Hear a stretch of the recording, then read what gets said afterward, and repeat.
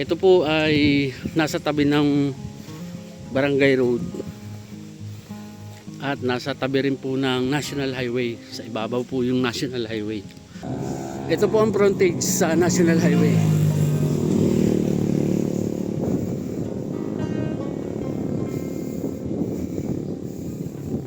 Yan.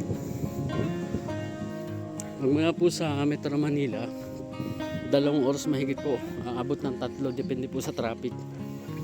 Pero ito po mga 80 kilometers lang po from Metro Manila. Yan, yung baba po na yan, yun po yung Niugan. Tapos ang dulo po nito ay river. Ito yun.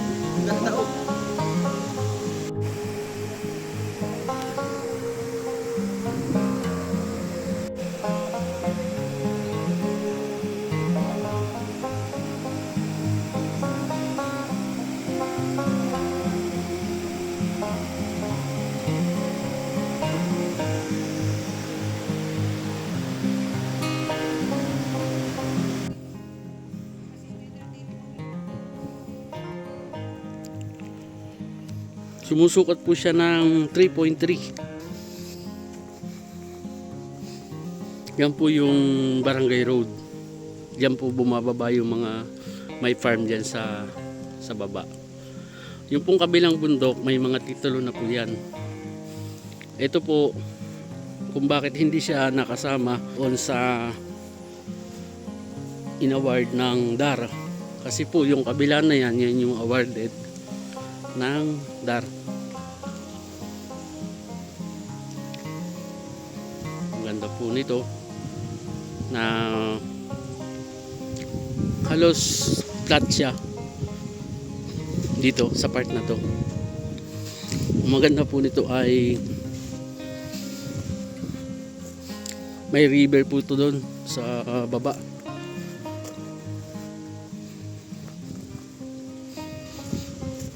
Puro niyugan.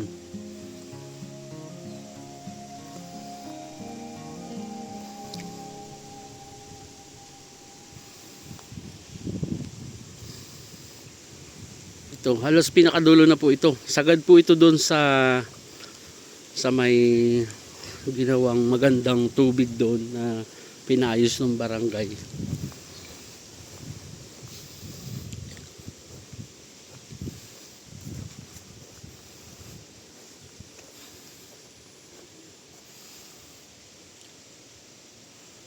Puro niyugan po siya. Tapos may nakita po ako dito na merong fish pan eh.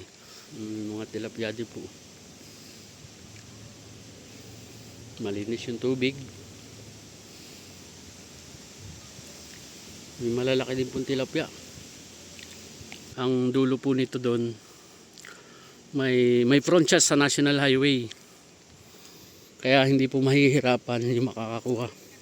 Yun nga lang po, hindi pa siya titulo. Tax declaration po siya. Inabutan siya ng proclamation 1636. Pero may tax declaration. Ayan, papakita ko po yung road. Ito po yung Barangay Road. Ito po, sagad po ito hanggang dun sa dam na ginawa po ng barangay. Ito po ang front niya.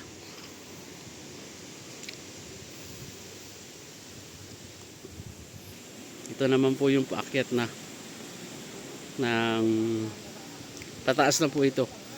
So hanggang dito po maipapasok yung sasakyan. Pwedeng gawing parkingan yan. Tapos pagdating ko po dun mamaya sa ibabaw ay ibibidyo ko po yung front nito.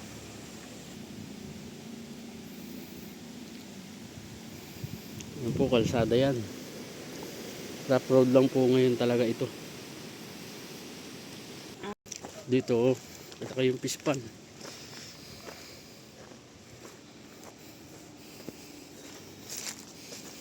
Ito maganda. Mayroon pong fish pan dyan, oh. Pwedeng pagandahin, pwede siyang palawakin.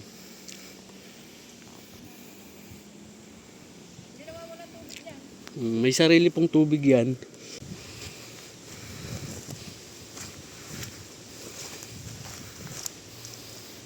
Yan pong kabila, yan yung road. Madami pong niyog. Kahit po tax deck siya, sulit, maganda yung lupa. Ayan po. Bubayin ko pa.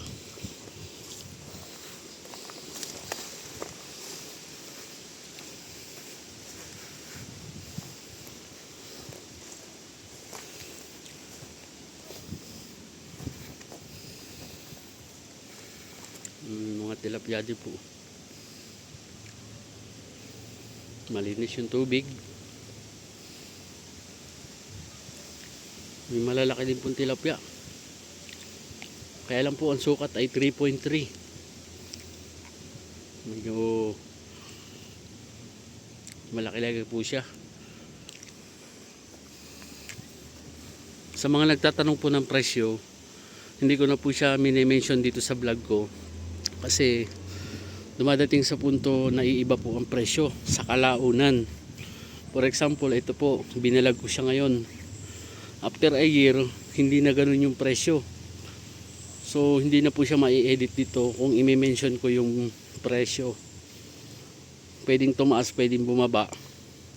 Kaya po, doon sa description, pwede natin siyang ma-edit at maibaba o maitaas yung presyo nito. Kung halimbawa 5 years pa ito bago makuha, ganun po. Kaya abangan nyo po doon sa mga nagtatanong kung bakit hindi natin mini-mention sa ating vlog yung ating presyo. Diyan nyo po tingnan sa description o kaya po sa comment section.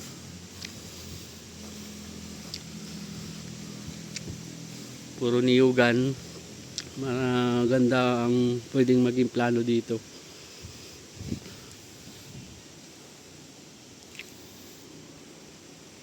Namumunga pa po ang mga niyog.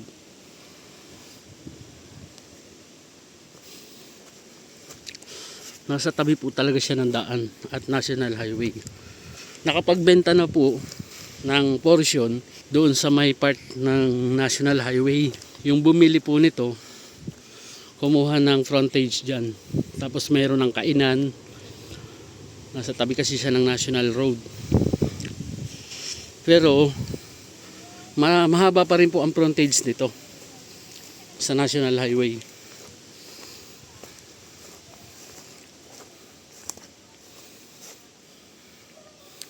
Imagine nyo po kapag nalinisan to, maraming pwedeng gawin sa ganito kagandang lupa. May malalaking puno ng santol. Ayan. Doon naman po tayo. Pakita natin yung National Highway.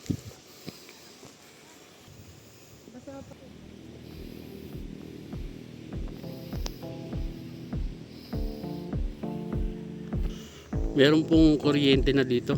Ayan.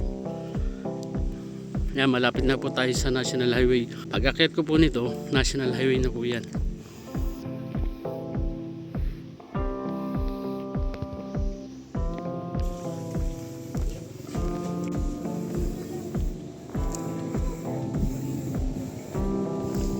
Ito ang front niya.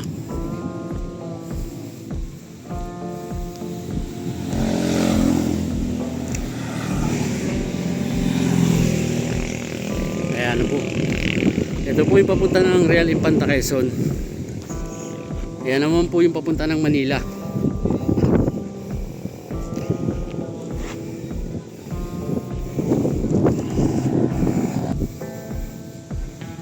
Yan pong may kainan na yan. Hanggang dyan po.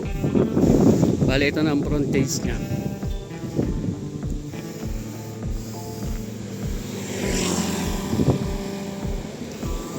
Kasi ito po, nabili na daw po ito.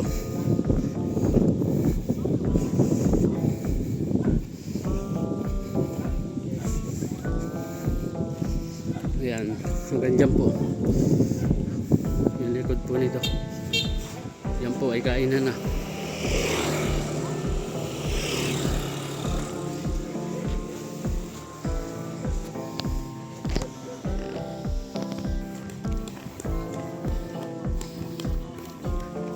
Yun lang po. Salamat po sa inyo pag-subscribe. Paki-like and share na rin po ng aming mga video. Salamat po.